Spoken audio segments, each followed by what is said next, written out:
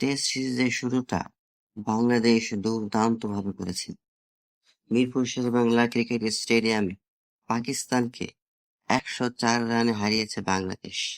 প্রথমবারের মতো বাংলাদেশে পাকিস্তানকে টেস্টে হারিয়েছে টিম টাইগার্স। এটা একটি ইতিহাস গড়া জয় ছিল বাংলাদেশের জন্য। প্রথম টেস্টের জয়ের অনুভূতি নিয়ে সিলেটে বুধবারে পৌঁছেছেন টিম বাংলাদেশ। বৃহস্পতিবারে তাদেরকে অনুশীলন করতে দেখা গেছে মাঠে। ঢাকা টেস্টের পঞ্চম দিনে এসে সাদমান ইসলাম স্লিপে ফিল্ডিং করতে গিয়ে সালমান আগার ক্যাচ ধরতে গিয়ে বুকে ব্যথা পান। ব্যথা পাওয়ার সাথে সাথেই তিনি মাঠ ছেড়ে উঠে যান। শেষ পর্যন্ত শেষ সেশনটা তার খেলা হয়নি, কারণ তিনি অনেক বেশি ব্যথা পেয়েছিল। তবে সিলেট টেস্টের জন্য বৃহস্পতিবারে টিম টাইগার্স পুরো দল অনুশীলনে মাঠে নামে এবং বাংলাদেশ দলের সাথে সতীর্থদের সাথেই সাদমান ইসলামও অনুশীলন করতে মাঠে নেমেছিলেন। কখনো স্লিপে ফিল্ডিং প্র্যাকটিস করছিলেন, আবার কখনো ব্যাটিং প্র্যাকটিস করছিলেন। ঢাকা টেস্টের শেষে কোচ মোহাম্মদ আশরাফুল বলেছিলেন, সিলেট টেস্টে কোনো পরিবর্তন আসবে না, একাদশে কোনো পরিবর্তন আসবে না। এই একাদশ নিয়েই পাকিস্তানের বিপক্ষে মাঠে নামবে। কিন্তু সিলেটে এসে বাংলাদেশের একাদশ পাল্টে যাচ্ছে। বাংলাদেশের একাদশে সাদমান ইসলামকে দেখা যাবে না।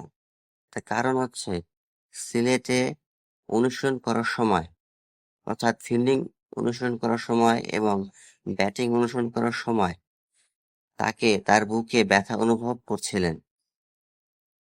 এত বেশি ব্যথা অনুভব করছিলেন যে তিনি ব্যাটিং করতে পারছিলেন না, ফিল্ডিংও করতে পারছিলেন না। তাই তিনি তৎক্ষণিক অনুশীলন ছেড়ে উঠে যান এবং ডক্টর পরীক্ষা-নিরীক্ষা করে জানান সাদমান ইসলাম এই টেস্ট খেলতে পারবেন না, কারণ তার বুকে ব্যথাটা অনেকটা বেশি। আর এই সাদমান ইসলামের চলে যাওয়াটাই সিলেট টেস্টের একাদশ পাল্টে দিয়েছে। সিলেট টেস্টের একাদশে পরিবর্তন আনতে বাধ্য হয়েছেন টিম ম্যানেজমেন্ট, কোচ কিংবা ক্যাপ্টেন। সাদমান ইসলামের পরিবর্তে সিলেট টেস্টে বদলি ওপেনার হিসেবে দলে আবারও জায়গা পেয়েছেন ২ বছর আগে পাকিস্তান সিরিজে খেলা জাকির হাসান। সেই সিরিজে পাকিস্তানকে ২-০ ব্যবধানে হারিয়েছিল বাংলাদেশ। এরপর জাকির হাসানকে দেখা যায় ভারতের সাথে সিরিজ খেলতে এবং সর্বশেষ জিম্বাবুয়ের সাথেই সিলেট টেস্টে তাকে দেখা যায়। এরপরেই তাকে আর দেখা যায়নি। প্রায় ২ বছর পর জাকির হাসান আবারও দলে জায়গা পেয়েছেন। এখন প্রশ্ন হলো, সিলেট টেস্টের একাদশে আসলে জয়ের পার্টনার কে হচ্ছেন? তানজিদ তামিম, জাকির হাসান নাকি অমিত হাসান? বলা যায় জাকির হাসান গত এনসিএলে দুর্দান্ত পারফর্ম করেছেন, সেঞ্চুরি হাঁকিয়েছেন, নিজের দলকে রানার্স আপ করেছেন। সিলেটে তিনি দুর্দান্ত পারফরমেন্স দেখিয়েছেন।